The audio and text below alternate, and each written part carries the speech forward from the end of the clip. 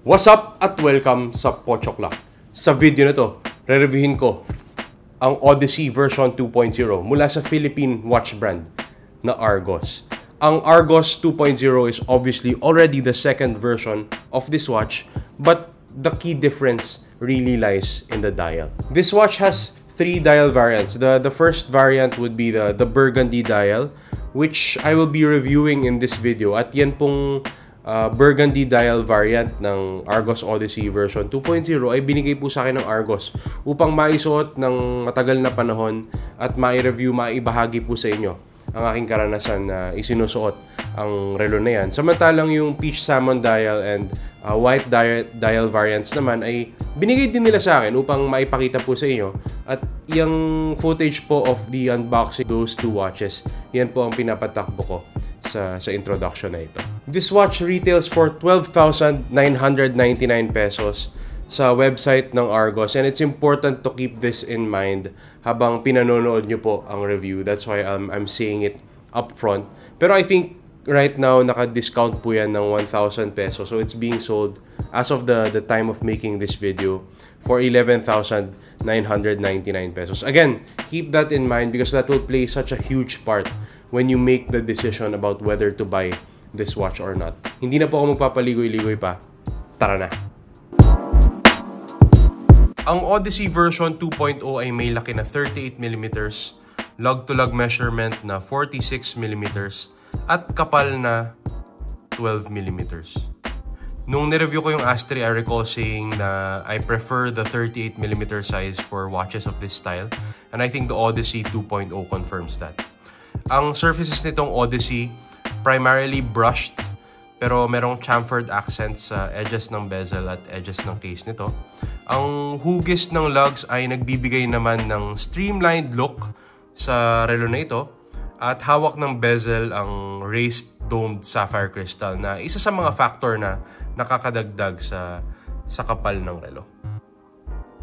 Ang signed crown ay recessed sa case at siguro nakakatulong yan sa water resistance ng relong ito.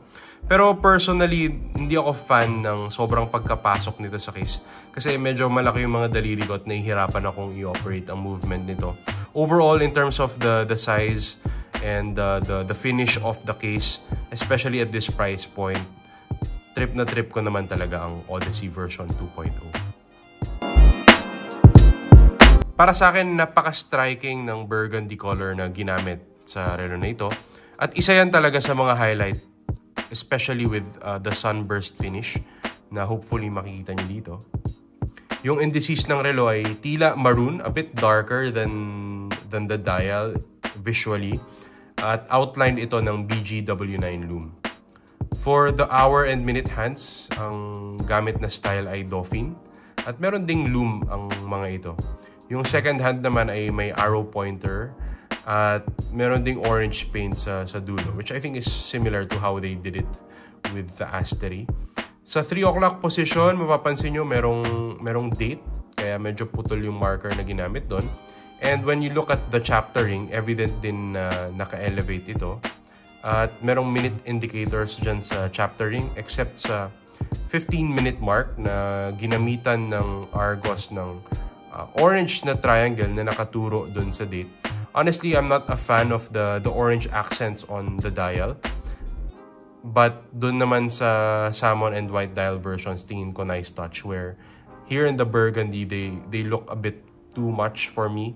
Kasi with the orange and the red, I think masyadong striking yung dating. But overall, legibility on this dial is quite good, and visually, it does look quite nice. At yan naman ang mga bagay na nagmamatter pagdating sa dial. Ang gamit ng Odyssey ay ang Seiko NH35A movement na kilala na yan ng mga watch enthusiasts bilang isang workhorse movement, kaya it's quite venerable. Out of the box, ang 21,600 vibration per hour movement na ito ay may accuracy na -22 plus 40 seconds per day. Panigurado tatagal ang movement na ito at madali i-service, and it has all of the modern features that you'd want the automatic mechanical movement to have, such as hacking and hand winding. And I think at this price point, this is typically the movement that they use. So this is quite standard coming from Argos. Itong current na wave ng Odyssey version 2.0, it comes with a black leather strap with a crocodile pattern as opposed dun sa bracelet na kasama nung first wave ng Odyssey 2.0. Meron ding deployant clasp na madali naman gamitin and 20mm ang lug width. Kaya madami kayong options just in case balak nyong palitan. As expected sa price point na ito, hindi masyadong maganda yung strap, kailangan i-break in. Pero serviceable naman, tingin ko tatagal, depende kung gaano kadalas nyong gamitin ang relo na ito.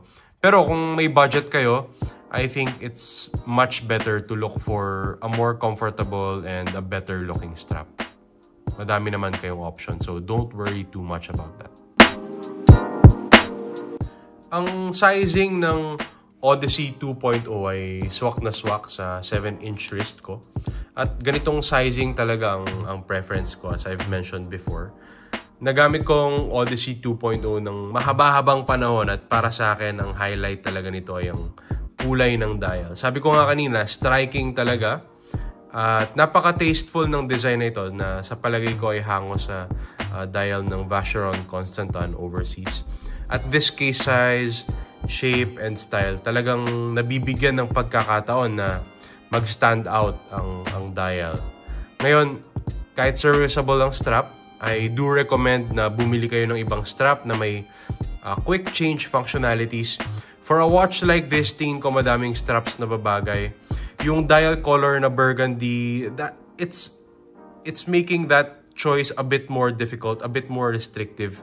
Pero with the salmon and white dial options, tingin ko may flexibility ng konti compared to the burgundy dial especially. Para sa akin naman, na may mga malalaking daliri, nahirapan akong i-operate yung crown. At kung gagawin nyo itong daily wear, hindi naman yan masyadong magiging issue. Pero kung parte ito ng rotation na may 3 o mas higit pa na watches, mas mapapadalas yung pag-operate nyo sa movement. Kaya mas mapapansin nyo yung inconvenience na yan unless you have standard size or smaller size fingers, unlike mine na tingin ko medyo malaki-laki. Overall, it's a pleasant wearing experience given the case, legibility, and striking dial. Yung qualms ko, I think, madali namang masolusyonan yan.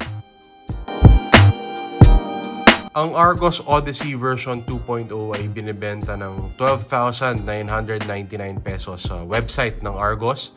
Pero I think madalas nakasale ito. Halimbawa ngayon, 11,999 pesos ang presyo nito for 1,000 peso discount. And at this price point with the sapphire crystal, the nice dial design, pwede na po ang price na yan, especially with mainstream brands like Seiko and Tissot. Kung sila yan, they'd charge you way more than that for this kind of spec. Ayun! Nakita na natin ang Odyssey version 2.0 mula sa Filipino brand na Argos. At inirecommend ko po ang relo na ito para sa mga naghahanap ng daily wears while wanting to have a lot of flexibility when it comes to the strap options. Especially scenario-wise, how many times you'll be able to use this in how many occasions. It's quite flexible. Especially kung office goer kayo, naghanap kayo ng relo na maisusuot sa office pero magagamit nyo din in a formal setting. At the same time, thinking about your weekends when you want to dress down, medyo casual ang suot nyo, gusto nyo mag-shorts, mag-fit in po ang relo na ito. It's quite flexible that way. And at this price point, 12,000 pesos, 13,000 pesos, specs-wise kasi, ang ganda na ng specs ng relo na ito with the water resistance rating, the use of the sapphire glass, the look and the design of the dial. I think they're all bangers, especially at this kind of price point where other mainstream brands like Seiko and Tissot will try to squeeze more out of your pocket. So take this opportunity to support a budding Filipino brand. At I think hindi po kayo magsisisi. Pero opinion ko lang po yan. Kung iba pong inyong opinion, let me know in the comment section down below. Kung nagustuhan nyo po ang video na ito, please hit the like button. At kung trip nyo yung ganitong klaseng content, watch reviews, pagsure sa mga relo ng mga kilalang personalidad, please subscribe to the channel and hit the bell icon. Yun lang po. Maraming salamat sa oras ng panonood. Laters, yo!